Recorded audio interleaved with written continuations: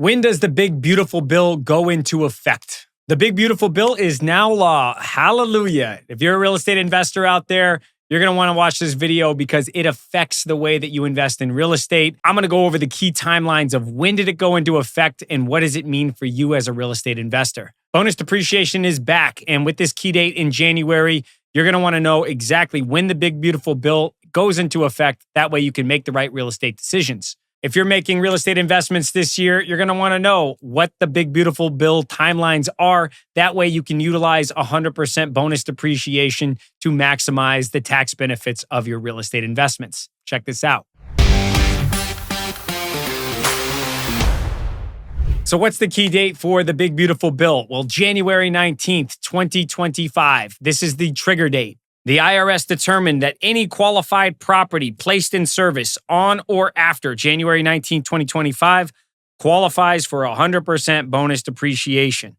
This means if you bought a property before January 19th or anytime in 2024 or 2023, it's not placed in service and it can't qualify for the big beautiful bill, now accelerating depreciation to 100% bonus. This means properties that you've owned from 2017 when the Jobs Act was passed and bonus depreciation started. If you bought a property from January 1st to January 18th, then you would still be subject to the step down in the bonus depreciation, which is 40%. If you bought a property in 2024, then the bonus depreciation amount is 60%. If you bought a property in 2023, it is 80%. And then if you bought a property from 2017 to 2022, the bonus was 100%. What was the legislative milestone? Well, if you're a real estate investor, we were all waiting for this. When was it going to be passed and signed into effect? Well, the key dates were around Independence Day, from July 1st to July 4th in 2025. The Senate approved the bill on July 1st and the House followed on July 3rd. And the president signed it into law on good old July 4th, 2025. That's when it was officially assigned and now is going into effect. So July 4th was the official enactment date, but the bonus depreciation provisions are retroactive to January 19th. This retroactivity is critical because now throughout the rest of the year, from January 19th and on, any property that you buy does qualify for bonus depreciation. What does that mean? Well, it means now you can accelerate the depreciation that you would have had to take over 5, 7, 15, or even up to 39 years and condense a lot of it into the first year of ownership. How does this affect investors? Well, it allows for more losses. And these are paper losses or phantom losses. This isn't profits that you're losing. It's an allowable expense by the government that helps you offset taxable income, passive income if it's coming from real estate investments, to help you ideally save on taxes and prepare for future improvements to the property. For investors, this means a large passive loss on your K-1 that you'll be filing on your tax return. Now, what can you do with these K-1 losses? Well, passive losses offset passive income. And what is passive income? Majority of time from real estate investments, also from businesses that you invest in, partnerships that you are not an active partner. You're participating as a limited partner. These are passive income vehicles, and this is the type of income you can offset from passive losses generated from excessive depreciation that you can accelerate. How is this practical for your strategy in 2025? Well, now I highly suggest getting a cost segregation study.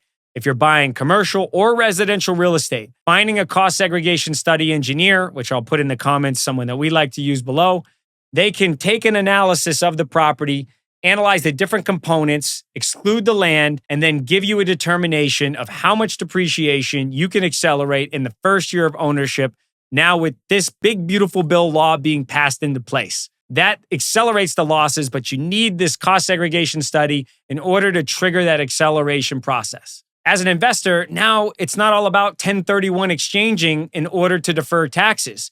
You may want to sell properties that you're going to incur your capital gain and your depreciation recapture, but at the same time, buy another property in the same calendar year and accelerate the losses, or invest in funds that you get large losses from the investment in real estate and then use those losses to offset your capital gain. That's a great benefit with passive losses because they offset capital gains from real estate. That's why I highly suggest you talk to a professional CPA that focuses on real estate investors' tax returns or a tax advisor, and they can tell you what the better strategy could be in your particular scenario. In the comments below, I can leave a tax CPA's information and a tax advisor's information to help you if you do not currently work with one. Is bonus depreciation permanent? Well, based on the big, beautiful bill, from what I've read so far, yes, it is. Now, could it expire in 2030 or 2031 with the new administration? Of course it could, but at least we have 5 years of stability in front of us where we know it's permanent and we can count on buying real estate and being able to accelerate and use that depreciation in the first year of ownership. This is a huge advantage for us, and this allows us to strategically target our exits or time our exits and acquire properties that are going to help offset tax. Why it pays to know this timeline? Well, now that you know that bonus depreciation is permanent, the big, beautiful bill is in effect, you know the timeline of January 19th. Beyond it, if you bought a property after that date, you can now participate in this accelerated depreciation. To get a cost segregation study now, because it's critical, you can utilize all that depreciation and offset either capital gains or passive income from your real estate investments, and you have certainty. So if you've owned a property before that, you're going to have to stick with the current depreciation schedule that you have. But now you can plan moving forward because you know exactly what the dates are and you have certainty. So now you know the key timelines of when the big, beautiful bill was enacted and when you can now buy property after January 19th in 2025. You can effectively plan for the future. So watch this next video on becoming a real estate professional. This now allows you to use those passive losses to offset active income. This is the most powerful tax strategy there is in the US, in my opinion. So take a look at this next video on how to qualify for a real estate professional status without getting a real estate license. Thanks.